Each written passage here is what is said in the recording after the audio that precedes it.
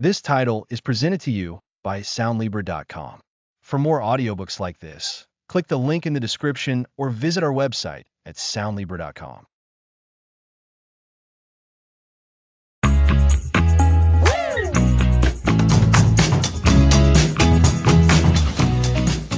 Welcome to Become Unshakable. We're beginning our journey to build inner resilience.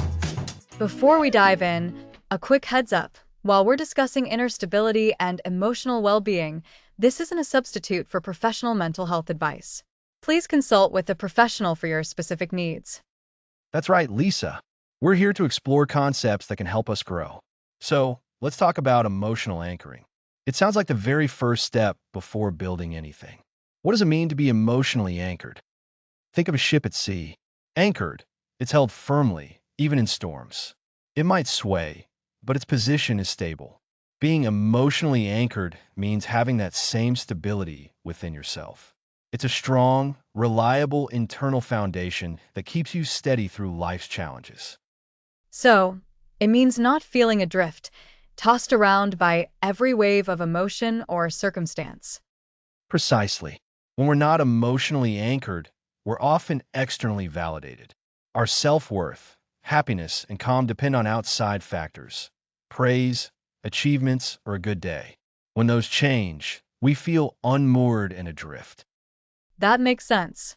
When something good happens, you feel great, but a small setback can send you spiraling because your mood was tied to that external thing.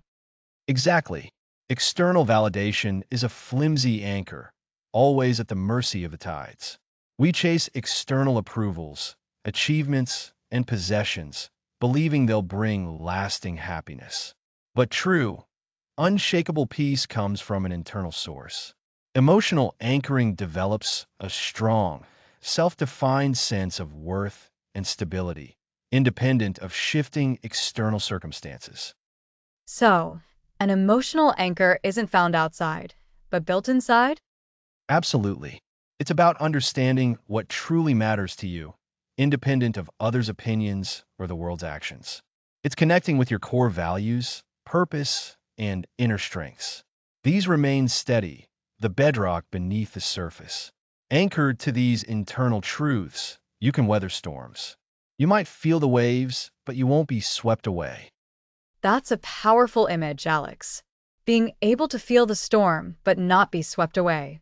For listeners feeling adrift, what's the first step to finding that internal anchor?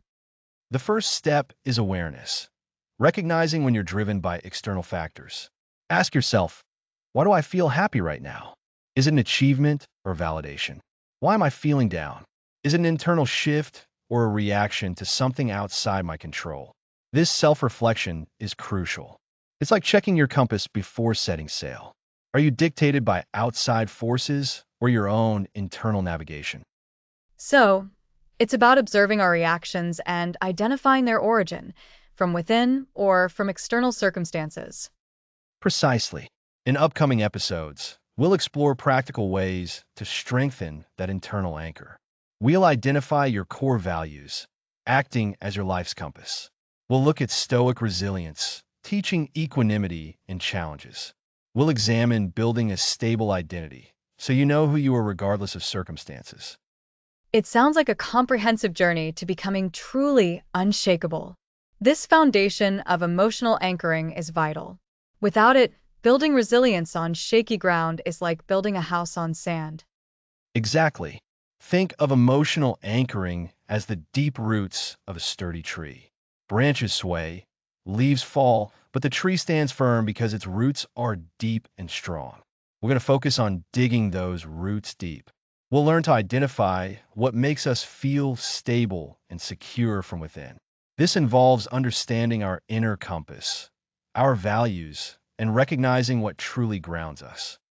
So, to recap, being emotionally anchored means having a stable internal foundation, not relying on external validation for well-being. The first step is awareness of where our emotions and reactions originate, from within or from external circumstances.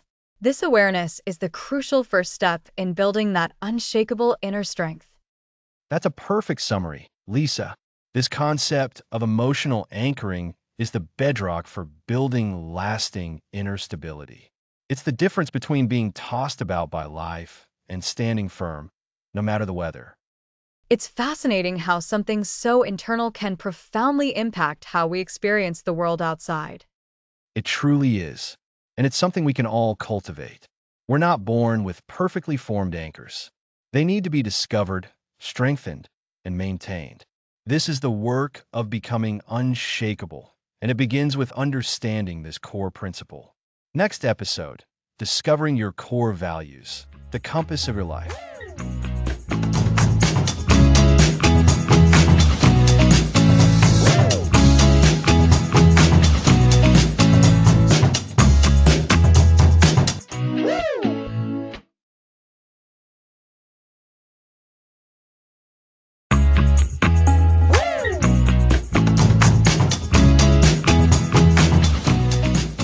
Welcome back.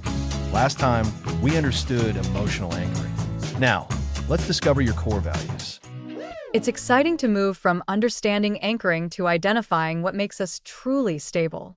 So, Alex, how do our core values help us become unshakable?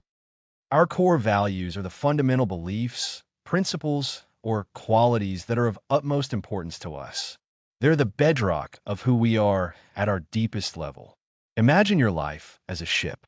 Your core values are the fixed stars that allow you to navigate, even when the seas are rough. Without them, you're adrift. That's a great analogy, Alex. So, if values are like fixed stars, what are they not? A common confusion is with beliefs. Beliefs are things we hold to be true about the world. For example, a belief might be that hard work leads to success. Now, if hard work is one of your core values, then this belief supports that value. But you could hold that belief without hard work being a deeply ingrained guiding principle for you. Okay, so a belief is something you think is true, while a value is something you deeply care about and try to live by. What about preferences? Like, I prefer coffee over tea. Is that a core value? Fortunately, no, Lisa. Preferences are just personal likes or dislikes. They don't usually impact your overall direction or sense of self. A core value is something you would stand up for, something that influences your major life decisions. If, for instance, authenticity is a core value for you, then you'll strive to be genuine in all your interactions. That makes so much sense. So, core values are deeply held principles that guide our actions and give our lives direction. They're distinct from beliefs and preferences. How do we actually begin to uncover these crucial values? The first step is self-reflection. We need to pause and look inward. Think about a time you felt truly satisfied with a decision you made, where you felt you were being your most authentic self. What was guiding you in that moment? Conversely, think about a time you felt regret or unease after a decision. What value might you have compromised? That's a good starting point. So, it's about looking at moments of high satisfaction or dissatisfaction. Precisely. Another way to explore this is to consider different areas of life. If you were to describe your ideal life, what qualities would be present? Would it be filled with learning and growth? Would it be about contributing to others? Would it involve creativity? I can see how thinking about different life domains could open things up. Absolutely. And here's a list of common core values to get your thinking started. We're talking about things like honesty, integrity, compassion, courage, creativity, generosity, fairness, loyalty, personal growth, responsibility, and security. When you hear these words, do any of them resonate deeply with you? It's interesting hearing them all together. I can immediately see a few that really stand out for me. For instance, I value personal growth immensely. I always feel best when I'm learning something new or pushing myself outside my comfort zone. That's wonderful, Lisa. And when you prioritize personal growth, think about how that informs your decisions. You might choose a challenging project at work or decide to take a course that requires extra effort. You're living in alignment with that core value. On the flip side, if you were offered a role that offered no opportunity for learning, even if it was easy, you would likely feel a sense of dissatisfaction because it would conflict with your value of personal growth. That makes perfect sense. It explains why sometimes easy choices feel wrong. They're not aligned with our inner compass, our core values. Exactly. And this is where unshakability begins to take root. When your actions are consistently aligned with your core values, you develop a strong sense of self. Your identity becomes more stable because it's not dependent on external validation or fleeting circumstances. It's grounded in what truly matters to you. So, living in accordance with our values builds what you might call authenticity. You've got it. It's about being true to yourself, and that inner consistency is incredibly powerful. It reduces internal conflict and allows you to navigate life's inevitable challenges with more clarity and conviction. You'll find that when you're clear on your values, decision-making becomes easier. Instead of agonizing over choices, you can simply ask yourself, which option best aligns with my core values? That sounds like a game changer for reducing stress and indecision. It truly is. Now, for our listeners to start this process, I want to suggest a simple exercise. Grab a pen and paper, or just take a few moments to reflect quietly. Think about your life right now. What are three things that are most important to you and how you live your life? They don't have to be grand pronouncements. They can be simple principles. So, just three core things that really matter? Yes. What principles guide your actions? What qualities do you admire most in others and want to embody yourself? What makes you feel proud when you act in a certain way? Take your time with this. It's the beginning of a profound process. Remember, these aren't just nice to haves. They're the foundation upon which an unshakable life is built. This is such a valuable exercise, Alex. It's about understanding the why behind our actions and feelings. So, to recap, our core values are our fundamental beliefs and principles that are of utmost importance to us. They guide our lives, providing direction and authenticity, and they are distinct from mere preferences or even some beliefs. By reflecting on our peak experiences and considering different life domains, we can start to uncover these guiding stars.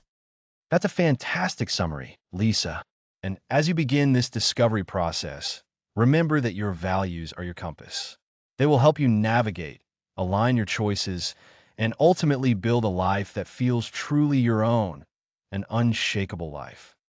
Next episode, we'll delve deeper into how to use this compass by exploring the practice of Stoic resilience.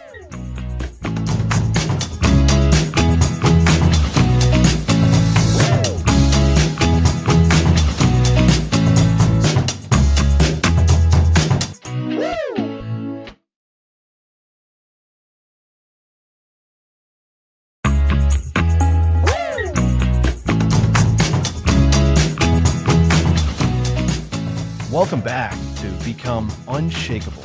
Today we're practicing Stoic resilience, wisdom for a changing world. Stoicism.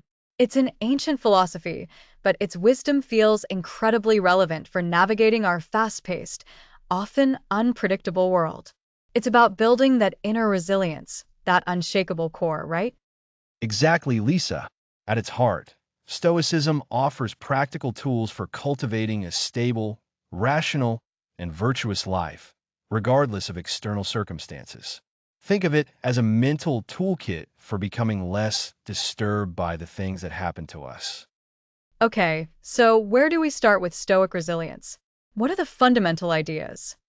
The absolute cornerstone is what the Stoics call the dichotomy of control. This is probably the most important concept to grasp.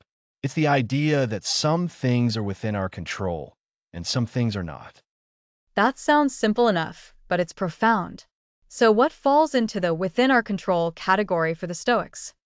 For Stoics, what's truly within our control are our own thoughts, judgments, desires, and actions. It's our internal world. It's how we choose to think about things, how we react, and the decisions we make. Our character, our virtues, these are all within our sphere of influence. So, if I'm stuck in traffic, I can't control the traffic itself, but I can control how I react to being stuck. I can choose not to get angry or frustrated. Precisely. You've hit the nail on the head. And what, then, falls outside our control? Well, everything else, really?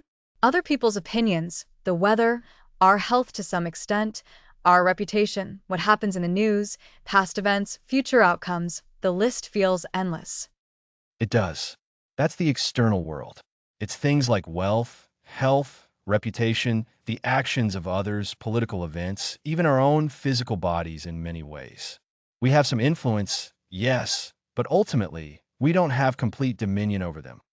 And the Stoic practice is to focus our energy and attention only on what we can control and to accept, without excessive distress, what we cannot. That's the core practice. By understanding this distinction, we stop wasting emotional energy on things we can't change. Imagine pouring your energy into trying to change the weather. It's a futile effort that will only lead to frustration. But if you focus that same energy on how you prepare for the weather, say, by bringing an umbrella, you're using your power effectively. This makes so much sense. It's about channeling our mental and emotional resources wisely. When we get agitated about something outside our control, we're essentially fighting a battle we can't win, and it depletes us. Exactly. And it leads to what the Stoics called impressions. An impression is simply what our mind perceives. The Stoics taught us to examine these impressions before ascending to them. Does this impression align with reason and virtue? Is this something I can actually influence? So, instead of immediately reacting with anger or sadness to a difficult event, we pause and analyze. We ask ourselves, is this situation truly bad? Or is it my judgment of the situation that's causing me distress? That's a key Stoic principle from Epictetus. Men are not disturbed by things, but by the views which they take of them. It's our interpretation, our judgment, that causes suffering. Wow. So, if someone criticizes me, the criticism itself isn't inherently bad. It's my internal reaction, my judgment of that criticism as a terrible thing, that causes me pain. Precisely. Then, the Stoic practice is to look at that critical thought and ask, is there truth to it? If so, great, it's feedback I can use to improve. If not, then it's simply their opinion, an external event, and not worth my emotional turmoil. This feels like a superpower for emotional regulation. So, we've got the dichotomy of control and examining our impressions. What else is central to Stoic resilience? Another vital concept is developing what they called virtue. For Stoics, virtue was the only true good, and the four cardinal virtues were wisdom, justice, courage, and temperance. Wisdom, justice, courage, and temperance. Can you break those down a bit? Wisdom is about clear thinking, understanding what is good, bad, and indifferent. It's about good judgment. Justice is about fairness and treating others with respect and impartiality. Courage isn't just physical bravery. It's about facing challenges with integrity and doing what's right, even when it's difficult. And temperance is about moderation, self-control, and avoiding excess. So, living a virtuous life by these standards is the ultimate goal, and it's entirely within our control. Yes, and by focusing on cultivating these virtues, we naturally become more resilient.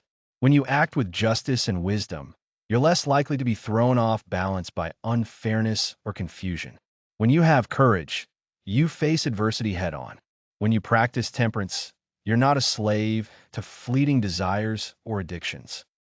It's like building an inner fortress made of these good qualities. The external storms can rage, but the fortress holds firm. That's a great analogy. And Stoicism also encourages us to practice what they call premeditation of evils, or premeditatio malorum. It sounds grim, but it's not about dwelling on the negative. It sounds a bit like bracing yourself. It is. It's the practice of contemplating potential difficulties and adversities in advance. So, before a challenging meeting, you might think, what if the client is unhappy? What if they reject my proposal? You consider these things not to become anxious, but to prepare your rational response. So, you're mentally rehearsing your virtuous response to misfortune before it happens. This way, if it does happen, you're not caught off guard and overwhelmed. You've already considered how you will respond with wisdom, justice, courage, and temperance. Exactly. It's about reducing the shock value of adversity. When you've already thought about losing your job, for example, and how you would approach it with resilience and a focus on what you can control, learning new skills, networking, adapting, the actual event, though difficult, is less destabilizing. You've already done the mental groundwork. It sounds like a very proactive way of building resilience. Instead of waiting for life to hit you and then trying to recover, you're actively training your mind to handle challenges. Precisely. And this ties back to accepting what we cannot change. The Stoics understood that life is inherently unpredictable and often unfair. Resisting this reality is a major source of suffering. Acceptance for Stoics isn't passive resignation. It's an active acknowledgement of reality, coupled with a commitment to respond virtuously and with equanimity. So, Stoic resilience isn't about suppressing emotions or becoming emotionless. It's about understanding our own minds, focusing our energy on what truly matters and is within our power, and developing a character that can weather any storm. You've summarized it beautifully, Lisa. The dichotomy of control, examining our impressions, cultivating virtue, and practicing the premeditation of evils. These are powerful tools for building that unshakable inner stability, allowing us to face life's changes with wisdom and grace. This practice of Stoic resilience truly feels like a cornerstone for becoming unshakable. It equips us with the mental and emotional fortitude to navigate whatever comes our way. Indeed, next episode, we'll build on this foundation by exploring how to stabilize your very identity. Who are you, really, beyond the external circumstances? We'll delve into that in episode 4.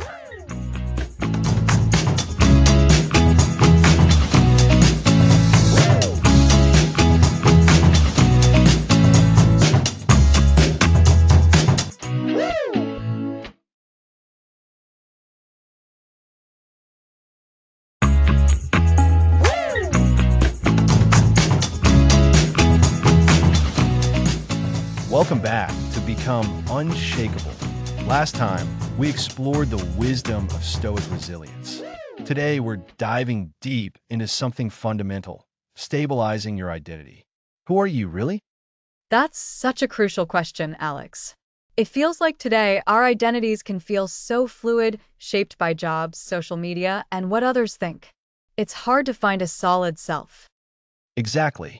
We often tie our self-worth to external factors, achievements, possessions, or others' opinions.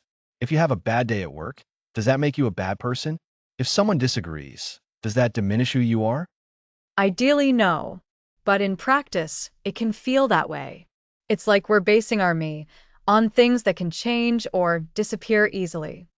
And that's where stabilizing your identity comes in.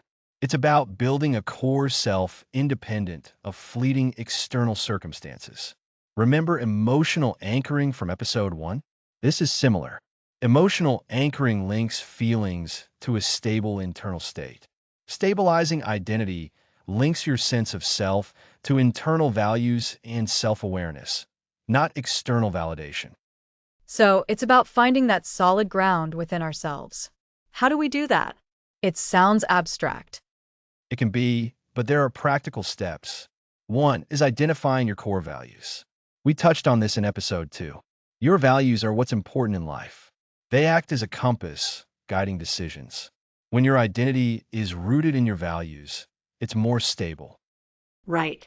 So, if integrity is a core value, my identity as someone who strives for integrity remains constant, regardless of my job or success.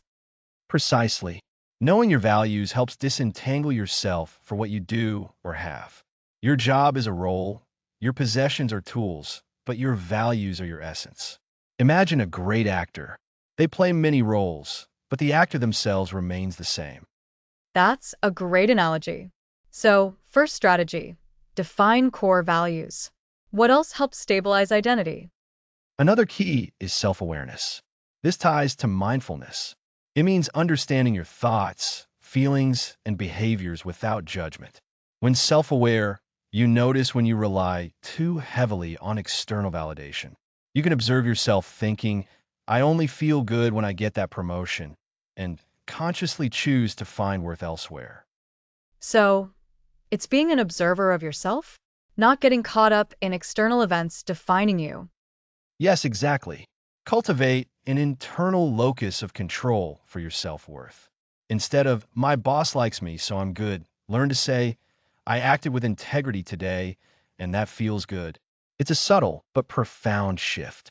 A stable identity has quiet confidence. This sounds like practice. It's easy to say be self aware, but harder when feeling insecure. Absolutely. It's a practice. Build this internal self by doing activities that align with your values, purely for the joy of it, not for reward. If you value creativity, paint or write, even if no one sees it. If you value learning, read subjects that interest you. These reinforce your identity based on internal motivations. So, inner motivations drive actions that reinforce our internal self. It's a beautiful cycle. It is. Acknowledge the roles we play, parent, friend, professional, but know they are just facets, not the entirety. It's like a mosaic. Each tile is important, but the whole picture is greater. I like that. It helps not to feel pressure to be perfect in one role, but to appreciate the collection of identities that make us who we are. By defining and living by our core values, developing self-awareness to understand ourselves, and engaging in value-aligned activities for their own sake, we build an unshakable identity. This identity doesn't crumble with changing circumstances. It allows us to weather storms with greater confidence and inner peace. It's knowing who you are, not just what you do. That's a powerful distinction. It connects back to emotional anchoring from episode 1, but on a deeper identity level. Exactly. They're building blocks for becoming truly unshakable. We create a stable core. It makes sense that if our identity is tied to external things, we'll be vulnerable. But if it's rooted internally, we're more resilient. That's the essence.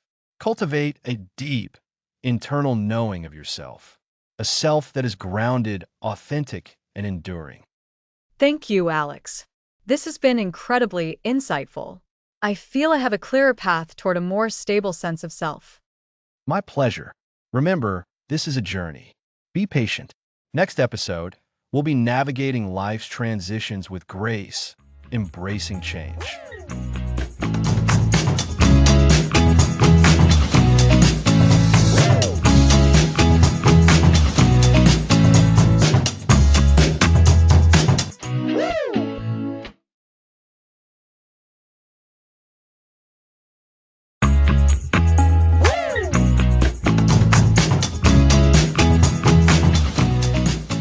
Welcome back.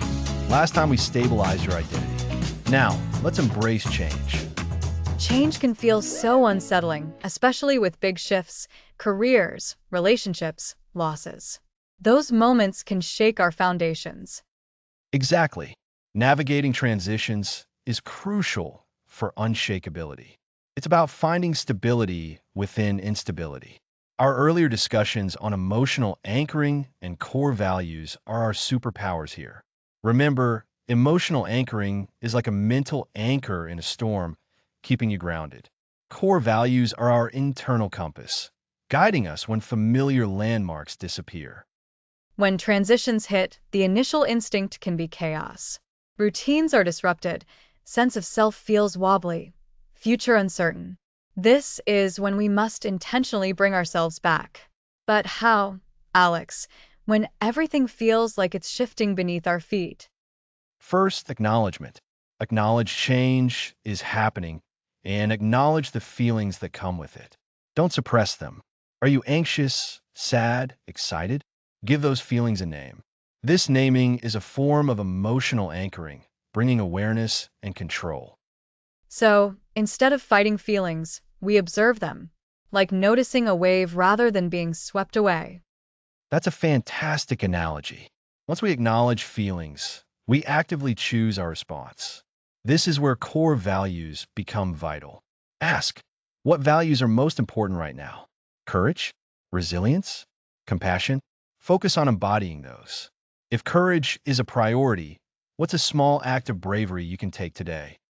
That shifts perspective. Instead of a victim of circumstances, you become an active participant, guided by your deepest beliefs. It turns an overwhelming situation into manageable steps, aligned with your true self. Exactly. We can also use visualization. Picture yourself successfully navigating this transition. Imagine yourself feeling calm, capable, and in control. What does that look like? What does that feel like? Rehearse these positive future states. It's a mental dress rehearsal for the resilience you want to embody. It's about creating a mental blueprint for how you want to feel and act. So, let's recap the practical tools for facing change. Acknowledge your feelings without judgment, identify and act on your core values to guide your response, and use visualization to mentally prepare for a resilient future. They are. And it's important to remember that transitions often involve letting go. Letting go of old routines, old identities, even old versions of ourselves. Remember when we talked about stabilizing your identity? Transitions sometimes challenge that. So we need to let go of what no longer serves us. Think of it like a snake shedding its skin. It's not a loss. It's a necessary step to grow larger and stronger. That's a powerful image. The shedding of the old for the new. It's about trusting the process, even when we can't see the destination clearly. Precisely. And in these moments, lean into our support systems. Talking to trusted friends, family, or a therapist can provide crucial perspective and support. Building unshakability doesn't mean doing it all alone. It means having the wisdom and tools to navigate challenges, and sometimes that includes asking for help. So, to summarize for our listeners, when facing life's transitions, stay grounded by acknowledging our emotions without judgment. Use our core values as a compass to guide our actions, making intentional choices about how we want to respond. Visualization can help us mentally prepare for success, and it's okay to lean on our support networks. These strategies help us embrace change not as an enemy, but as an opportunity for growth, leading us toward greater inner stability. Well said, Lisa. Embracing change with grace isn't about eliminating discomfort. It's about developing the inner strength and practical tools to move through it with resilience and a steadfast sense of self. Next episode, we'll explore reframing adversity, turning those challenges into genuine strengths.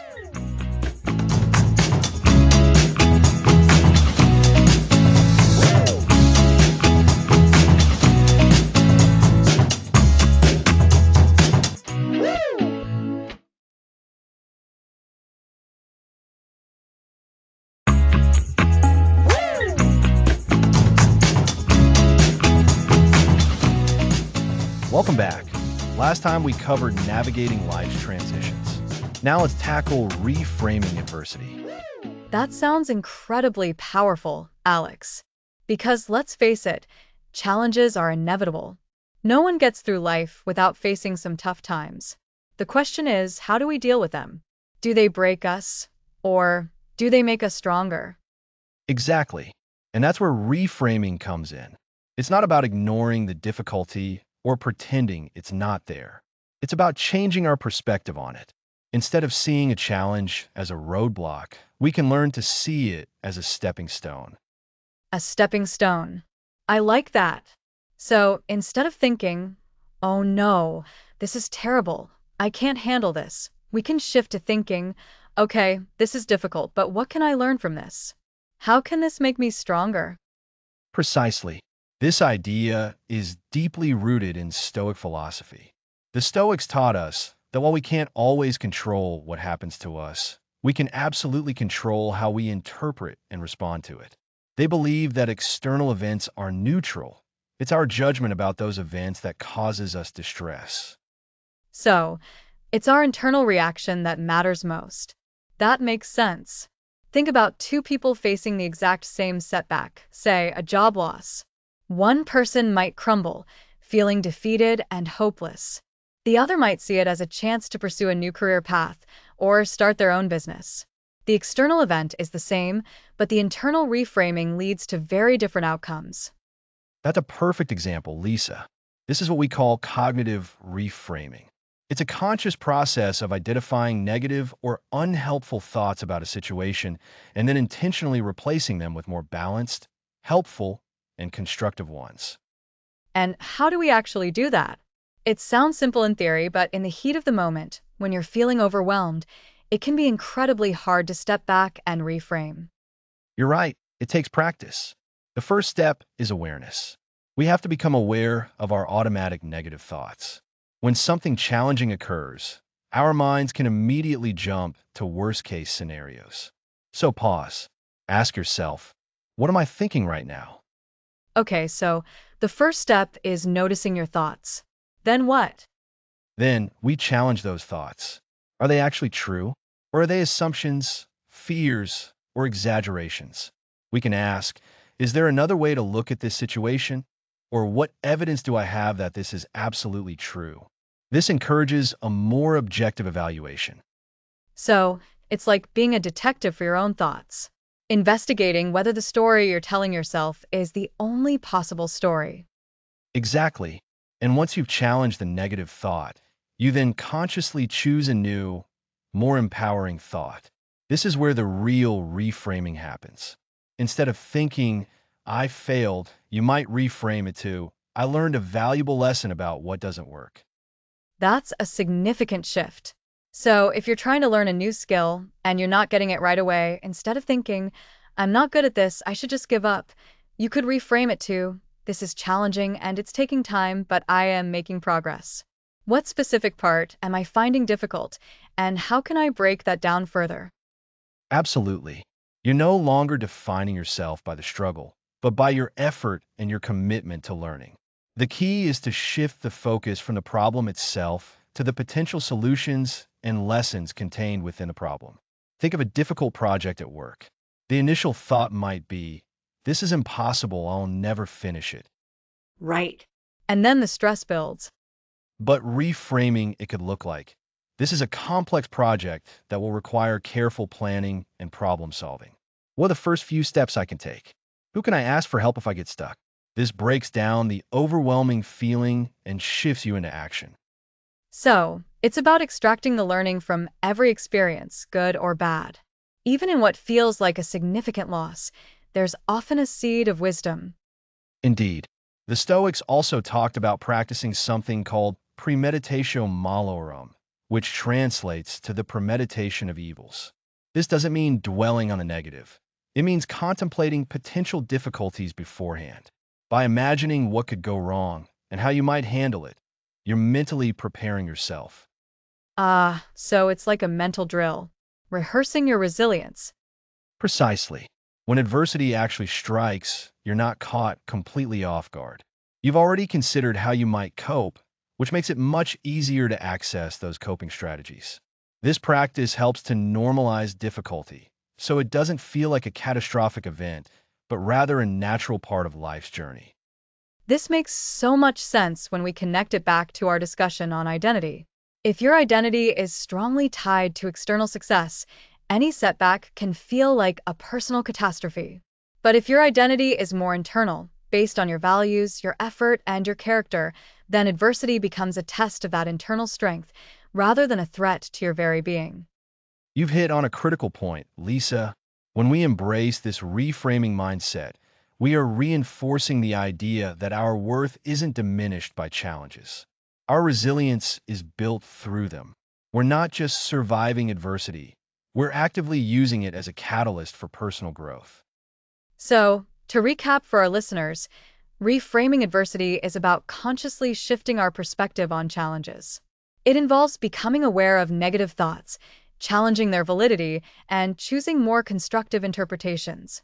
This practice, inspired by Stoic philosophy, helps us see difficulties not as insurmountable obstacles, but as opportunities for learning and building strength. Correct. It's about understanding that while we can't always choose our circumstances, we can always choose our response. By reframing adversity, we cultivate a more robust and unshakable inner foundation, turning potential setbacks into powerful steps forward. It's a practice then, something we can all work on, Even small shifts in perspective can lead to big changes in how we experience life's inevitable bumps in the road. They absolutely can. And by consistently practicing reframing, we train our minds to find the opportunities, the lessons, and the strengths within every situation. This is a cornerstone of becoming truly unshakable. Thank you, Alex. This has been incredibly insightful. My pleasure. Next episode, we'll be exploring the profound power of mindfulness.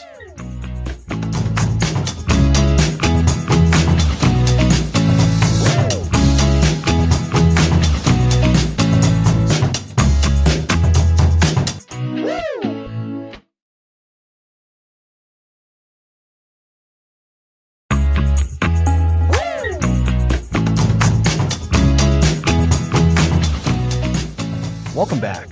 Today, we're discussing mindfulness and anchoring in the present moment. That's right, Alex. Mindfulness is so crucial because it's the tool that allows us to actually be in the moment, rather than getting swept away by our thoughts and emotions. It's like giving ourselves a stable point to hold on to when everything else feels like it's in flux. Exactly, Lisa. Think about it. Our minds are constantly generating thoughts, worries about the future, replays of the past. This mental chatter can be overwhelming, and it's often the source of our emotional reactions. Mindfulness is the art of noticing this chatter without getting caught up in it. It's about bringing your attention deliberately to what's happening right now. So, it's not about emptying your mind, but about observing what's in it and around you without judgment? Precisely. It's about developing a different relationship with your thoughts and feelings. Instead of being controlled by them, you learn to observe them. This shift is incredibly powerful for emotional anchoring. When we're truly present, we're less likely to get triggered by hypothetical future problems or past regrets. We're grounded in the reality of this moment. That makes a lot of sense. So, how does this mindfulness practice help us anchor ourselves? The anchoring comes from a consistent, gentle return of your attention to the present. When your mind wanders, which it will, mindfulness teaches you to notice that wandering, acknowledge it without frustration, and then gently bring your focus back. This act of returning again and again builds a mental muscle. It strengthens your ability to disengage from the stormy seas of your thoughts and find a calm harbor in the present. It's like a mental anchor, then. When you feel yourself being pulled adrift by anxiety or frustration, you simply reel yourself back to the present anchor. That's a perfect analogy, Lisa. And the beauty of mindfulness is that it's accessible to everyone, and you can practice it anywhere. It doesn't require special equipment or a secluded retreat. Simple, consistent practice is the key. What are some of those simple practices you mentioned? Something our listeners can try today? Absolutely. One of the most accessible is mindful breathing. It's incredibly simple, yet profound. All you do is bring your attention to the physical sensation of your breath. Feel the air entering your nostrils, filling your lungs, and then leaving your body. Notice the rise and fall of your chest or abdomen. When your mind wanders, just gently acknowledge the thought and guide your attention back to your breath. So, just focusing on the breath in, breath out. And when my mind drifts, I just notice it and go back to the breath. Exactly. You're not trying to control your breath, just to be aware of it. Another practice is mindful observation. This involves using your senses to engage with your immediate environment. What do you see? What do you hear? What do you smell? What do you feel on your skin? This can be as simple as really tasting your morning coffee, noticing its warmth, its aroma, its flavor, rather than just gulping it down while thinking about your to-do list. Oh, I am definitely guilty of the gulping down coffee routine. So, by fully engaging my senses, I'm anchoring myself in that sensory experience, which is happening now. Precisely. And this anchoring is what helps intercept those reactive emotional patterns. When we're mindful, we create a small pause between a stimulus, something that happens, or a thought that arises, and our response.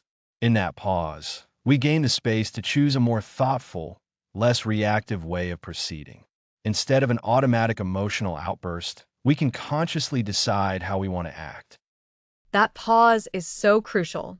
It gives us agency back. So many times, we feel like we're just on autopilot, reacting to everything. Mindfulness essentially puts us in the driver's seat. It does. And this practice can significantly reduce anxiety. Anxiety often stems from worrying about future uncertainties. By focusing on the present moment, you're actively disengaging from those future-oriented worries. You're reminding yourself that this moment, the one you are experiencing right now, is manageable. It's about focusing on what's within our immediate control, which is our present experience. Yes.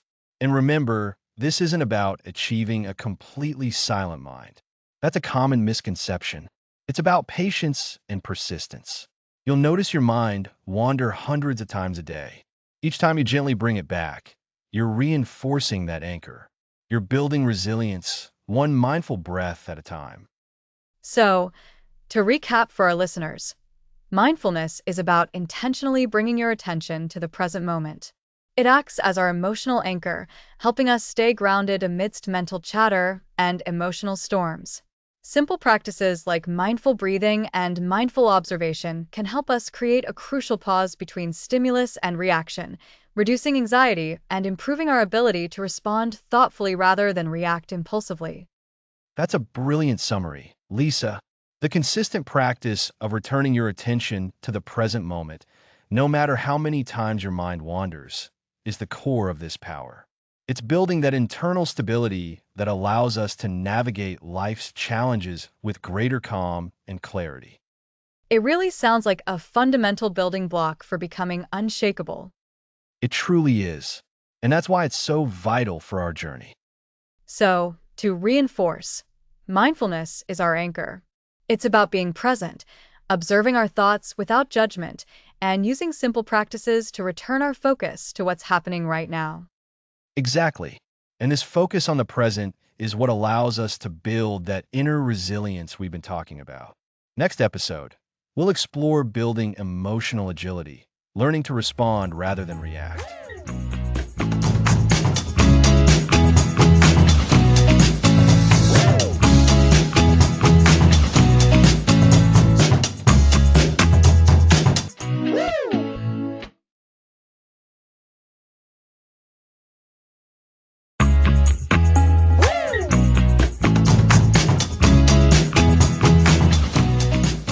Welcome back.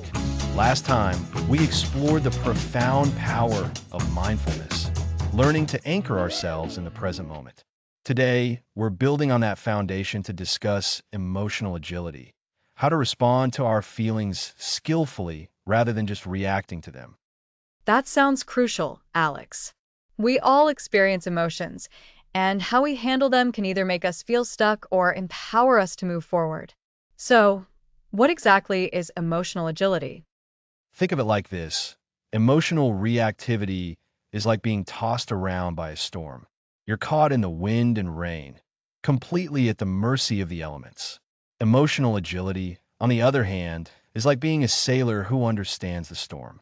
They still feel the wind and rain, but they can adjust their sails, steer the boat, and navigate through it with purpose. I like that analogy.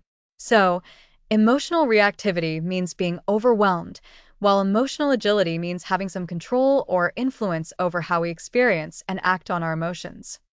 Precisely. Reactivity often involves impulsive, automatic responses that we might later regret.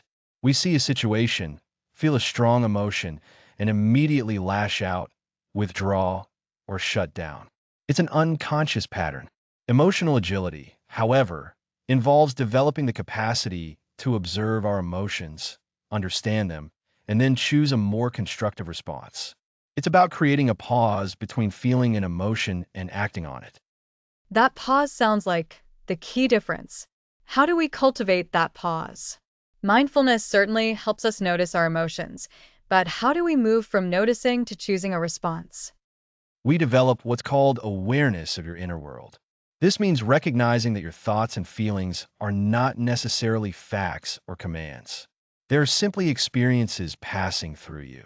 When you feel anger, for instance, an agile response is to say to yourself, ah, anger is here, rather than immediately thinking, I am angry and I must act on this anger. This creates a subtle but powerful separation. So, it's like acknowledging the emotion without becoming it. I am experiencing anger, rather than I am anger. Exactly. And this awareness allows us to step back and ask ourselves, is my initial reactive impulse the best way to handle this situation? What outcome do I truly want? This self-reflection is the heart of emotional agility.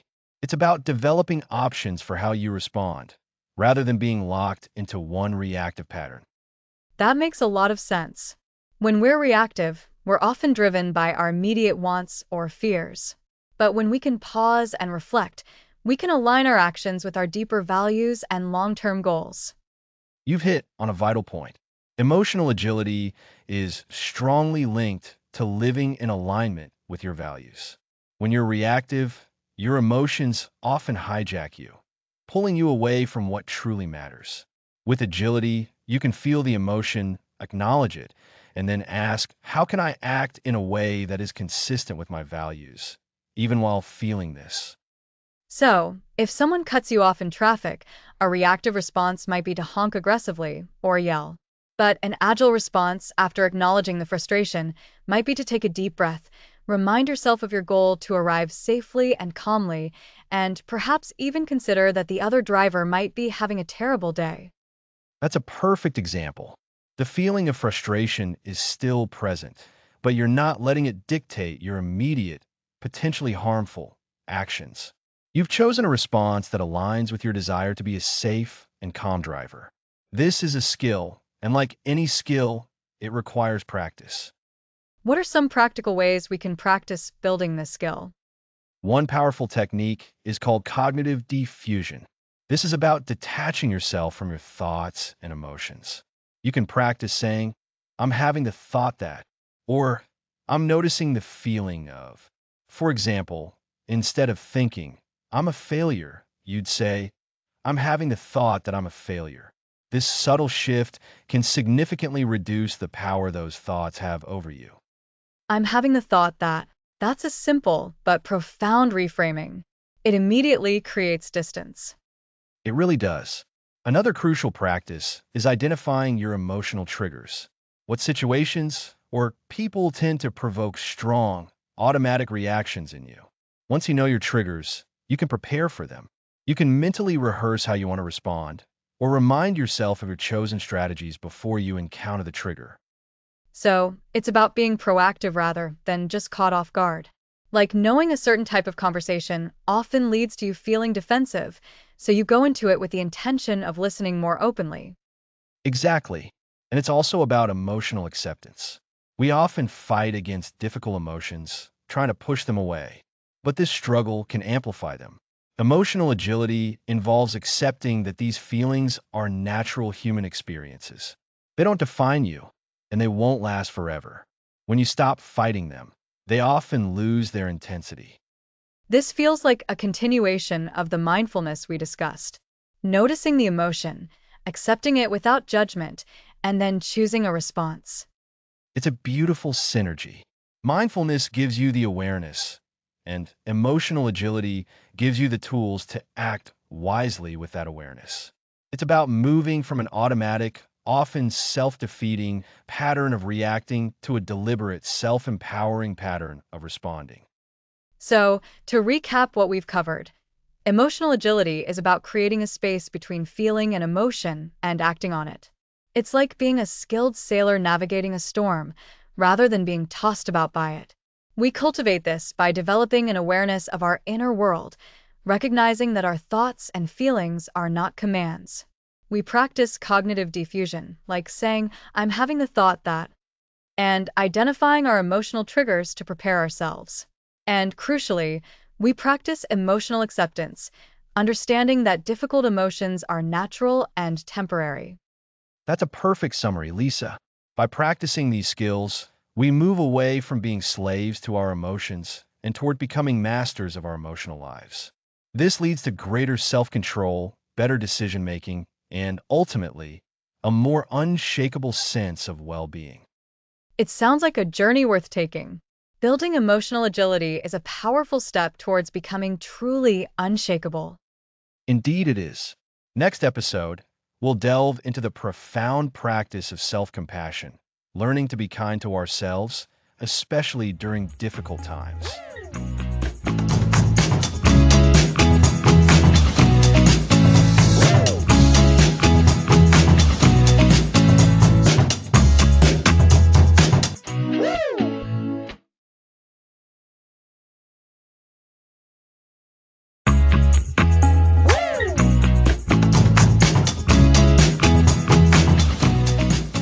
Welcome back to Become Unshakable.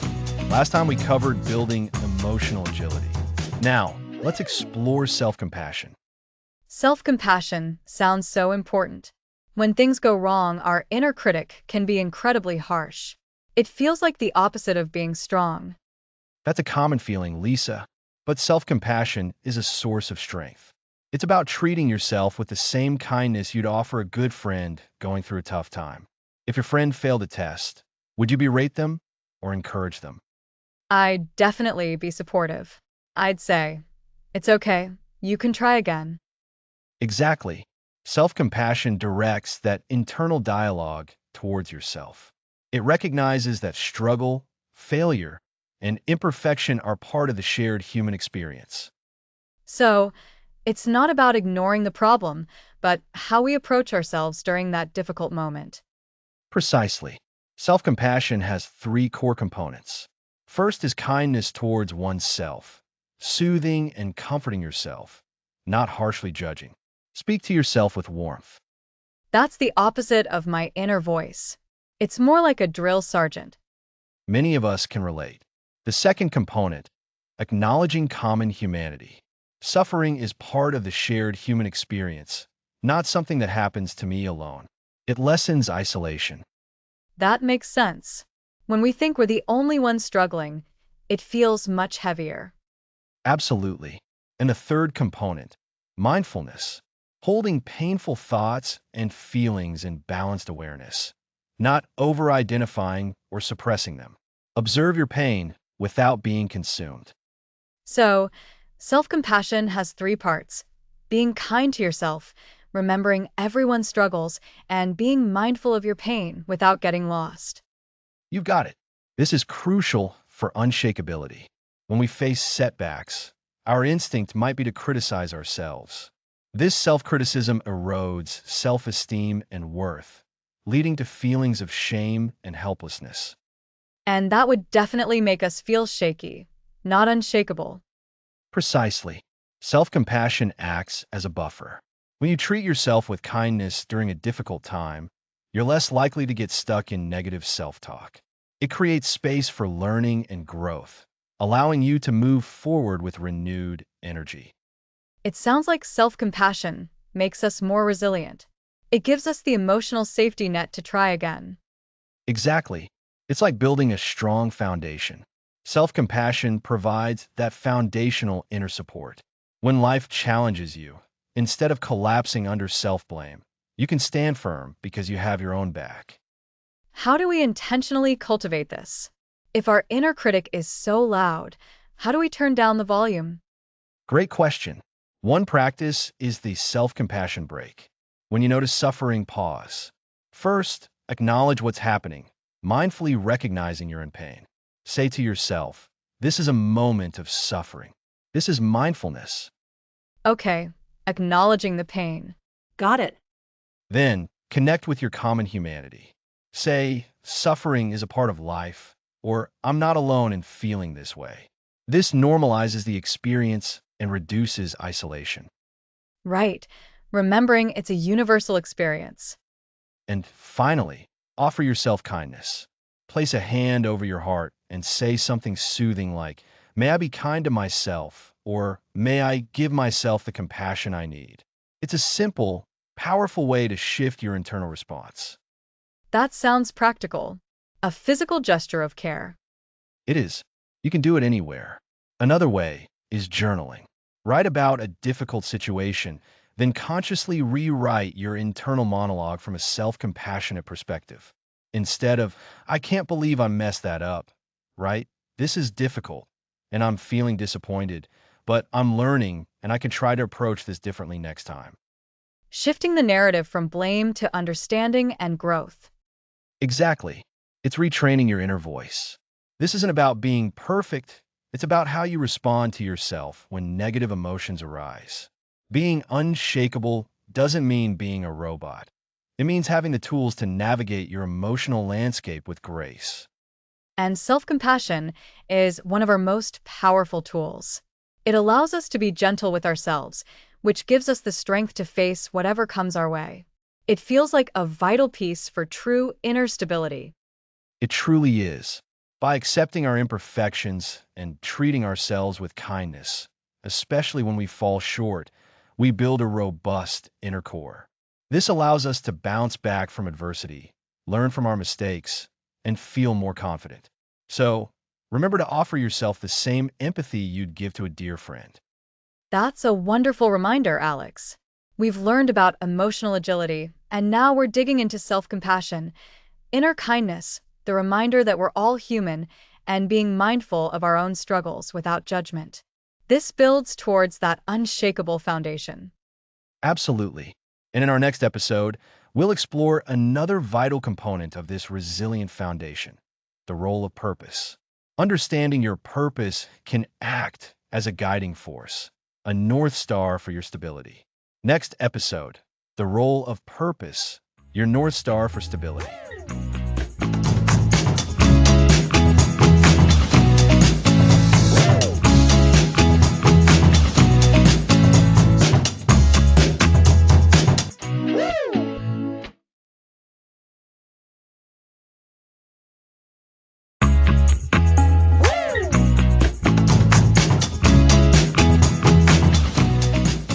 Welcome back to Become Unshakable. This is episode 10, and we're delving into your North Star for stability, the role of purpose. It's so exciting to get to this point, Alex. We've built so many incredible tools and understandings for inner resilience, from anchoring our emotions to practicing self compassion. And now, we're connecting all of that to something even bigger. Exactly, Lisa. Think about it. We've explored understanding our core values in episode 2, how they act as our internal compass. Purpose takes that a step further. It's not just knowing what matters to you. It's about actively living in alignment with those values, having a driving reason for your actions. So, purpose is like the destination on the map our values have helped us draw? That's a fantastic analogy. If your values are the compass points, north, south, east, west, your purpose is the direction you're heading, the journey you're committed to. It's the why behind your effort, especially when things get tough. Imagine trying to navigate a dense fog without a destination. You just drift.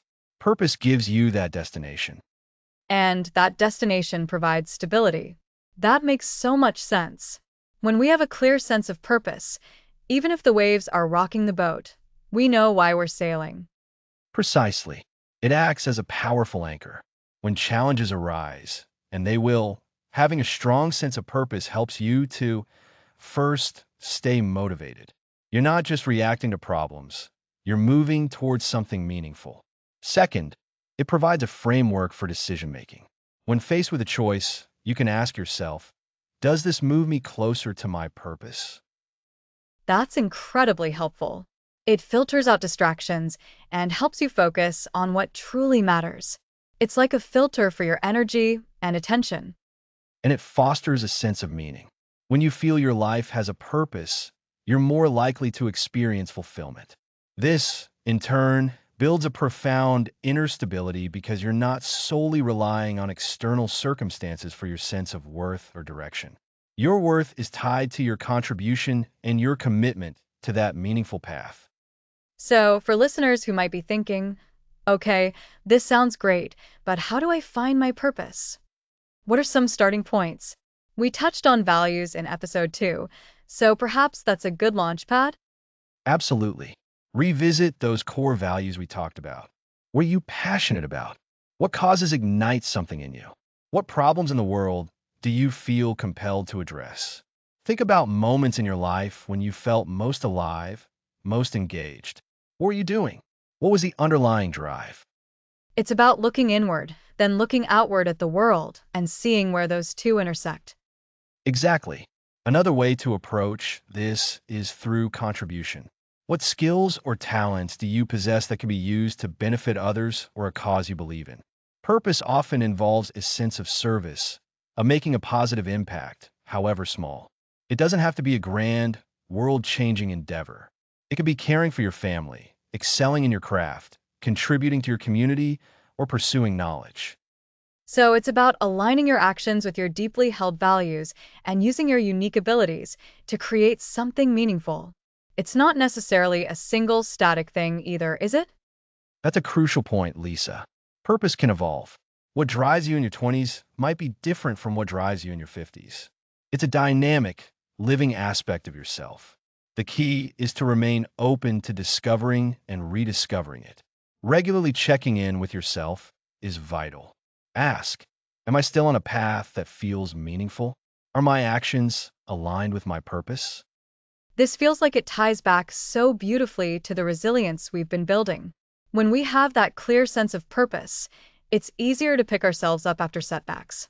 It reinforces the idea from episode 6, Reframing Adversity, because you see challenges as part of the journey towards your larger goal, not as personal failures. You've nailed it. It provides a motivation for grit and perseverance, which we'll explore further in our next episode. When you have a compelling purpose, you're more likely to push through difficulties, to keep going when you'd otherwise want to quit. It's the internal engine that keeps you moving forward. So, to recap for our listeners, a strong sense of purpose acts as your North Star, guiding you through life's complexities. It provides motivation, aids decision making, fosters meaning, and ultimately builds profound inner stability. It's about aligning your actions with your core values and contributing in ways that feel meaningful to you. And purpose can evolve, so continuous self reflection is key. It's about actively choosing a meaningful direction rather than drifting. When you have a clear purpose, you're not just living. You're intentionally creating a life of significance. This connection between purpose and unshakable stability is one of the most powerful anchors we can cultivate. Thank you, Alex. This has been incredibly insightful. It makes me want to pause and really think about my own North Star. That's the goal. This is what brings us to the near conclusion of our series. Next time, we'll be focusing on developing that grit and perseverance we just touched upon. Next episode, Developing Grit and Perseverance, the long game of resilience.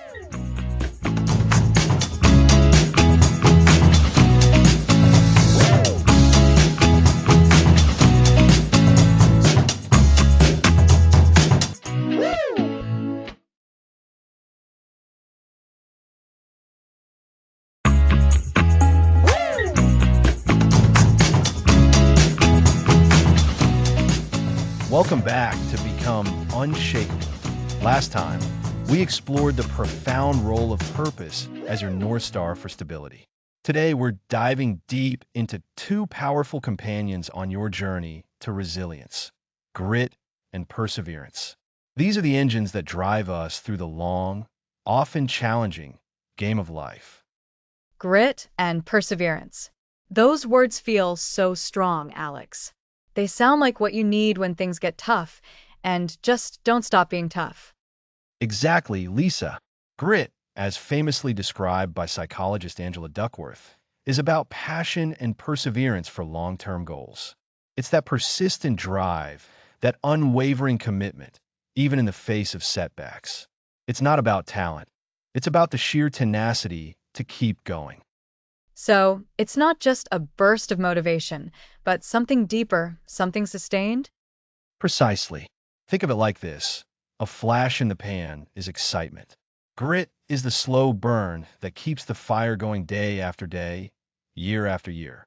It's the difference between wanting to run a marathon and actually training consistently to cross the finish line, even when your legs ache and the weather is terrible. That makes sense. And perseverance, then, is that the same thing? Or is there a nuance? Perseverance is certainly a key component of grit. It's the steady persistence in doing something, despite difficulty or delay in achieving success. Grit encompasses both the passion for a future that's worth striving for and the perseverance to keep pushing toward it. It's this powerful combination of having a clear, meaningful goal and the willingness to stick with it through thick and thin. So, if we have a goal and we encounter a hurdle, perseverance is what makes us try again, and grit is what keeps us passionate about that long term goal even after we've tried again and again. You've captured it perfectly. And to cultivate these traits, we could draw on concepts we've already discussed. Remember when we talked about reframing adversity in episode 6? That's crucial here. When you view challenges not as dead ends, but as opportunities to learn and grow, you're building the foundation for grit. So instead of saying, this is too hard, I'm done, it becomes more like, this is hard, but what can I learn from this to help me keep going? Exactly. And that ties directly into our core values, which we explore in episode 2. When your long-term goals are deeply aligned with your core values, your why, it provides a much stronger internal compass. This passion for your purpose fuels your grit. If your goal is simply about external validation, it's much easier to give up when the going gets tough. But if it's tied to something you deeply believe in, something that matters to you personally, then perseverance becomes much more natural.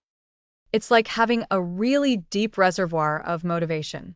When the surface level excitement dries up, you can draw from that deeper well of values and purpose. That's a great analogy. Now, how do we actively develop grit and perseverance? One key is to adopt a growth mindset, which is the belief that your abilities and intelligence can be developed through dedication and hard work. This is the opposite of a fixed mindset, where you believe your qualities are set in stone.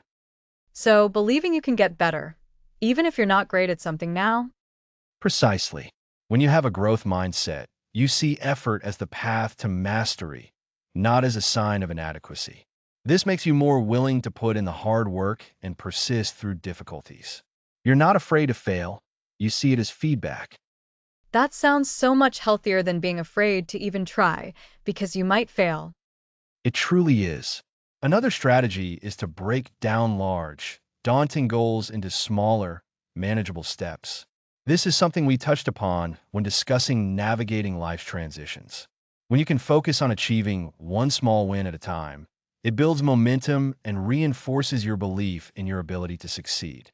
Each small success is a victory that fuels your perseverance.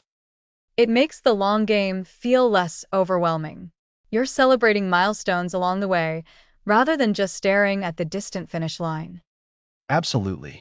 And don't underestimate the power of deliberate practice. This isn't just repeating an action, it's focused, intentional effort to improve. It involves pushing yourself slightly beyond your current abilities, seeking feedback, and making adjustments. It's about working smarter, not just harder, but with a sustained focus on improvement. So, it's not just going through the motions, but actively trying to get better with each attempt. Exactly. And it's important to understand that grit and perseverance aren't about never feeling discouraged. It's about feeling discouragement, acknowledging it, and still choosing to move forward. It's about resilience in action. Remember our discussion on emotional agility in episode 8? That ability to acknowledge difficult emotions without letting them derail you is fundamental to grit. So, we acknowledge the frustration, maybe feel it for a moment, but then we pivot back to our goal, drawing on that passion we've cultivated. You've got it. And finally, surrounding yourself with supportive people can make a tremendous difference. Having an accountability partner, mentors, or simply friends who believe in your vision can provide that extra encouragement when your own motivation wanes. They can remind you of your purpose and your progress. It's like having a cheerleading squad for your long term goals. That's a fun way to put it. So, to recap, grit and perseverance are the sustained passion and effort toward long-term goals. We cultivate them by reframing adversity, aligning with our core values, adopting a growth mindset, breaking down goals, engaging in deliberate practice, building emotional agility, and seeking support. These aren't overnight fixes, but ongoing practices that build an unshakable foundation for life. It's a marathon, not a sprint, and grit and perseverance are the training and the enduring spirit that gets us to the finish line. Well said, Lisa. These qualities are what allow us to not just survive challenges, but to thrive through them, building confidence and a sense of accomplishment that can last a lifetime. Building that inner strength for the long haul. It feels like a truly powerful concept for becoming unshakable. It is, and it leads us beautifully into our next topic. Next episode, practicing Stoic acceptance, finding peace in imperfection.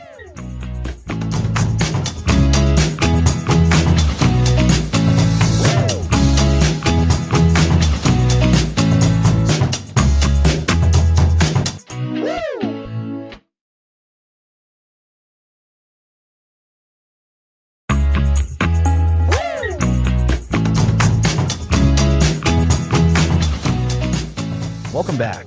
Last time we explored grit and perseverance. Today, let's focus on Stoic acceptance. Stoic acceptance. That sounds a bit like giving up, Alex. How is that unshakable? That's a common thought. Lisa, true Stoic acceptance isn't about passive resignation. It's about energetically acknowledging and embracing what is. Imagine being caught in a sudden downpour. You can spend energy fighting it, or you can accept it's raining, put up your umbrella, and get to your destination. The rain doesn't change, but your experience of it does. So, it's about not wasting energy on things we can't control? Precisely. The Stoics understood that much suffering comes not from events, but from our resistance to them. Resisting what is, resisting imperfections in ourselves and the world, creates friction. This friction drains our inner peace and resilience. That makes sense. When I get frustrated about a typo in an email I've already sent, it takes more energy to dwell on it than to just accept it's there. Exactly. You're living the principle. Stoic acceptance extends that awareness to all of life. It means accepting that people won't always behave as we wish, that plans go awry, and that we ourselves are imperfect. This isn't tolerating injustice or stopping improvement. It's a foundational practice that allows us to strive more effectively with less internal turmoil. How do we cultivate this acceptance then? It sounds like a difficult mental shift. It's a practice, and repetition strengthens it. One key method is to consciously distinguish between what is within our control and what is not. Epictetus said, "Some things are in our control and others not. Things in our control are opinion, pursuit, desire, aversion, and, in a word, whatever are our own actions. Things not in our control are body, property, reputation, office, and, in a word, whatever are not our own actions." So, our thoughts, desires, and reactions are in our control. Our health, relationships, and external events are not. You've got it. Acceptance means directing your energy towards your internal world and actions, and releasing the anxious grip on the external.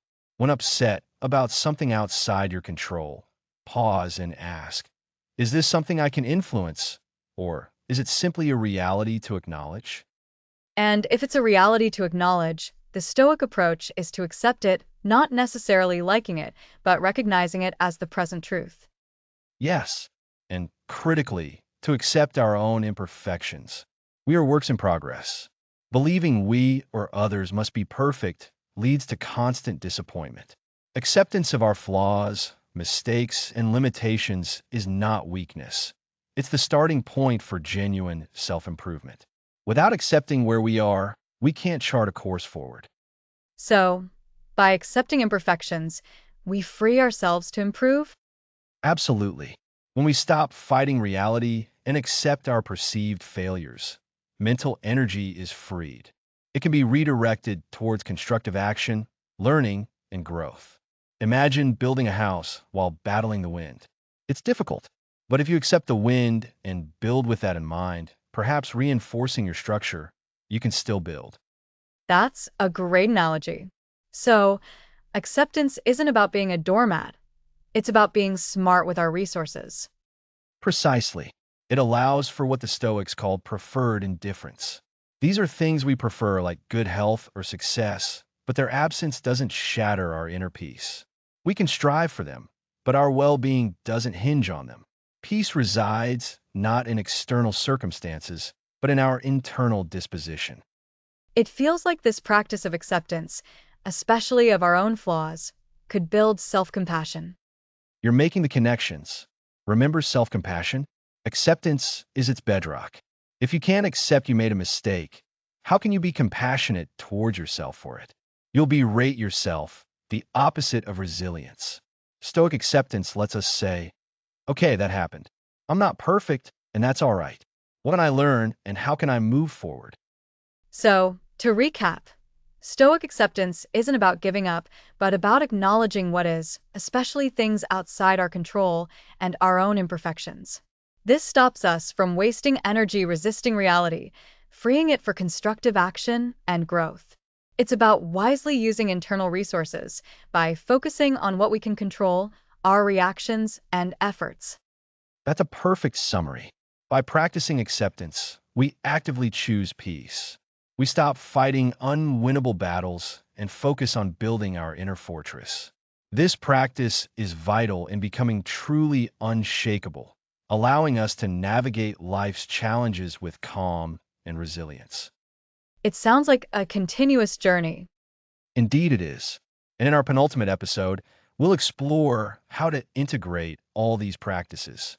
We'll discuss how to build an unshakable mindset for lasting confidence. Next episode, integrating your practices, building an unshakable mindset.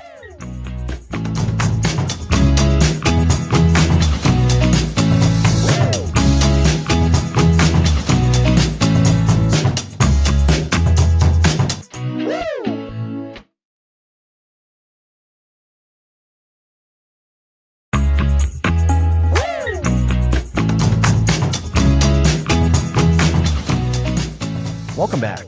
Last time we explored Stoic acceptance. Now, let's integrate all we've learned for lasting confidence. It feels like we've journeyed through so many powerful concepts, Alex. From understanding emotional anchoring and discovering our core values, to practicing stoic resilience, mindfulness, and grit. Each episode has built on the last, and now we're pulling it all together. Exactly, Lisa. Think of it like building a sturdy house. We've laid the foundation with emotional anchoring and our core values. We've reinforced the walls with stoic resilience and a stable sense of identity. Then we've added the roof with mindfulness, protecting us in the present moment, and the plumbing and electrical with emotional agility and self-compassion. And along the way, we've learned how to reframe adversity, turning challenges into strengths, and we've discovered that purpose acts as our North Star. We've also been cultivating grit, that perseverance for the long game, and practicing the wisdom of acceptance. So, how do we weave all these threads into a truly unshakable mindset? The key is integration. It's not about ticking boxes or performing specific techniques on demand. It's about allowing these principles to become a natural part of how you think, how you respond, and how you navigate the world. Lasting confidence comes not from believing you're immune to problems, but from the deep-seated knowledge that you have the inner resources to handle whatever life throws at you. So, it's about synthesis. It's not just knowing about these tools, but living them. For example, when faced with a difficult situation, you might first notice your emotional anchor, that core value that guides you. Then, you'd bring in mindfulness to observe your reaction without judgment and perhaps reframe the situation to find a learning opportunity. Precisely. And this is where the Stoic principles are so vital. Remember how we talked about distinguishing between what we can control and what we cannot? When you integrate that, you stop wasting energy fighting against unchangeable circumstances. You accept them, and then focus your power on your own thoughts and actions. This acceptance isn't passive resignation, it's active wisdom. That makes so much sense. It's like saying, okay, this is happening. I can't change it, but I can change how I interpret it and how I choose to respond. That perspective shift alone is incredibly freeing and builds immense confidence. And it's a confidence that doesn't crumble when things go wrong. Because you've also cultivated grit. You know you can persevere through setbacks. You understand that failure is often a stepping stone, not a dead end. Your purpose, that North Star we talked about, keeps you moving forward, guiding your efforts even when the path is unclear. So, for someone listening right now, thinking, this all sounds great, but how do I practically do this every day? What are some ongoing strategies for maintaining this integrated mindset? Great question. Firstly, consistent practice is non-negotiable. Think of it like physical fitness. You don't just go to the gym once and expect to be strong forever. You need regular workouts. So, dedicate a few minutes each day to mindfulness, perhaps through meditation or simply by being present in your activities. A daily mindfulness practice, even a short one, sounds achievable. And I imagine that helps with emotional agility, right? Catching those reactive impulses before they take over. Exactly. By observing your emotions with mindfulness, you create space to choose a more skillful response. This is also where self-compassion comes in. When you stumble, and you will treat yourself with the same kindness you would offer a friend. This prevents negative self-talk from derailing your progress. Recognize that imperfection is part of the human experience. That's a powerful reminder. Instead of beating ourselves up for not being perfectly unshakable, we can be compassionate and learn from the experience. What else? Regularly revisiting your core values is crucial. Take time, perhaps weekly or bi-weekly, to reflect on them. Are your actions aligned with what truly matters to you? This acts as a constant calibration tool, ensuring you stay on your intended path. Think of it as checking a navigation system to make sure you're still heading towards your desired destination. Checking in with our values is like ensuring our compass is still pointing true north. And this connects back to reframing adversity. When you're clear on your values, it's easier to see how a challenge might be an opportunity to live out those values more fully, even if it's difficult. Absolutely. And don't underestimate the power of gratitude. Actively noticing and appreciating the good things in your life, big or small, shifts your focus away from perceived deficits and towards abundance. This reinforces a positive outlook and counteracts negativity bias, contributing to that unshakable confidence. Gratitude, that's such a simple yet profound practice. It anchors us in the present and reminds us of what we have, rather than what we lack. So, to recap, we're talking about consistent, daily practices like mindfulness and self compassion. Then, regular check ins with our core values, leveraging purpose as our guide, and using gratitude to cultivate a positive outlook. And underlying all of this is the Stoic mindset of acceptance and focusing on what we can control. When these elements are integrated, not as separate techniques, but as a cohesive way of being, you develop a profound inner resilience. This isn't about being emotionless. It's about being able to experience your emotions without being overwhelmed by them and to choose your responses wisely. It's like having a full toolbox and knowing exactly which tool to reach for in any given situation, and trusting that you have the skill to use it effectively. That's the essence of lasting confidence and an unshakable mindset. Precisely. It's the culmination of everything we've discussed in this series. By internalizing these principles, you build an inner fortress that can withstand life's storms, not by being impenetrable, but by being flexible, resilient, and grounded in your core strength. So, the unshakable mindset is about integrating emotional anchoring, core values, stoic resilience, identity stabilization, embracing change, reframing adversity, practicing mindfulness, building emotional agility, cultivating self compassion, living with purpose, developing grit, and practicing acceptance. It's quite a journey. It is. And the beautiful thing is that this journey continues. This episode is about solidifying that integrated approach, preparing you for the final steps of your resilient life. Next episode, your next steps to a resilient life.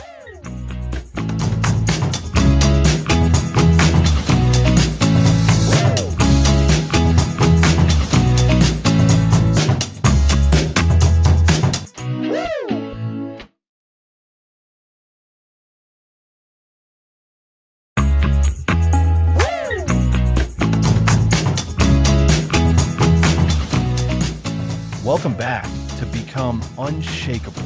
This is the final episode. Exactly, Alex. We've covered so much ground, from understanding emotional anchoring to Stoic resilience, mindfulness, and finding our purpose. It's been a journey, and now it's time to solidify everything we've learned. So, what are these next steps to becoming truly unshakable? The first and most crucial step is to recognize that this is an ongoing practice. Think of it like building a muscle. You don't go to the gym once and expect to be strong forever. You have to keep working at it. So, the very next step is commitment to daily practice. That makes sense. So, even after this series ends, we need to actively engage with the principles we discussed. What does that daily practice look like? It can be as simple as starting your day with a brief moment of reflection, perhaps revisiting your core values, or setting an intention for the day. It could also be practicing mindful breathing for just a few minutes when you feel overwhelmed. It's about small, consistent actions. So, not an overwhelming overhaul, but integrating these practices into our existing routines. I like that. It feels more achievable. What else should we be focusing on? Another vital step is to continuously revisit and refine your understanding of your core values. As life changes, your values might need a little adjustment, or you might discover new nuances.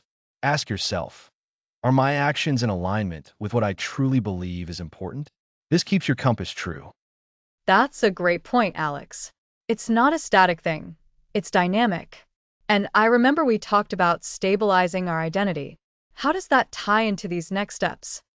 Stabilizing your identity is about knowing who you are beyond external circumstances and opinions. The next step here is to actively reinforce that stable core. When you encounter a challenge, and you will, ask yourself, does this situation change who I fundamentally am? Usually, the answer is no. This reinforces your unshakable identity. So, it's about recognizing that our true selves are resilient. And that brings us to adversity. How do we continue to reframe adversity and practice acceptance? The next step is to consciously look for opportunities to apply those reframing and acceptance techniques. When something doesn't go as planned, don't immediately label it as a failure. Instead, ask, what can I learn from this? How can this make me stronger? This proactive approach to challenges is key. I think that's one of the most powerful takeaways for me. It's not about avoiding difficulty, but about how we engage with it. And for those moments when things feel truly tough, how do we continue to build emotional agility?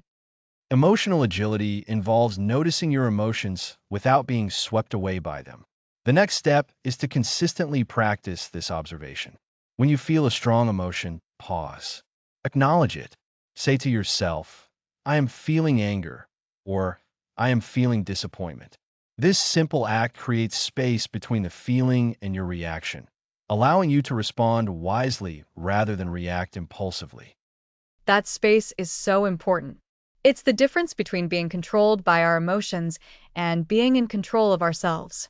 And self compassion, that's also a huge part of this ongoing journey, isn't it? Absolutely. Self-compassion is the gentle strength within, and it's vital for sustaining any effort towards resilience. The next step here is to be your own best friend, especially when you make mistakes. Instead of harsh self-criticism, offer yourself understanding and kindness. Recognize that imperfection is part of the human experience. It's like a continuous loop of reinforcement, then. Practicing these skills makes them stronger, which in turn makes us more unshakable. Precisely. And let's not forget the role of purpose. Continuing to connect with your sense of purpose is a powerful anchor. Ask yourself regularly, is what I'm doing serving my purpose? Is it moving me in the direction I want to go? This provides direction and meaning, especially during uncertain times. That sense of purpose really does give us a reason to persevere, which connects beautifully to grit and perseverance. So, for those moments when we feel like giving up, what's the takeaway? The takeaway from continuing to develop grit is to remember the long game.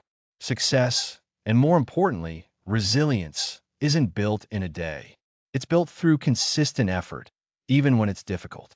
Remind yourself of your why, your purpose, and take one small step forward. Focus on progress, not perfection. So, to summarize for our listeners as we wrap up this incredible series, the next steps to becoming unshakable involve a commitment to daily practice, continuous reflection on core values, reinforcing a stable identity, proactively reframing adversity, cultivating emotional agility, practicing self compassion, staying connected to your purpose, and developing grit. It's a holistic approach to building lasting inner stability. Exactly. And remember, this isn't a destination, it's a way of living. There will be days when you feel more unshakable than others. That's perfectly okay. The key is to keep showing up for yourself, to keep practicing these principles with intention and kindness. You have the tools. You've built the foundation. Now it's time to live it. It's been an absolute pleasure going on this journey with you, Alex, and with all of our listeners. We hope you feel more equipped and inspired to live a more resilient, peaceful, and confident life. Thank you all for tuning into the Become Unshakable series. We truly hope you've found immense value and are ready to embrace your unshakable potential. Thanks for listening to the series.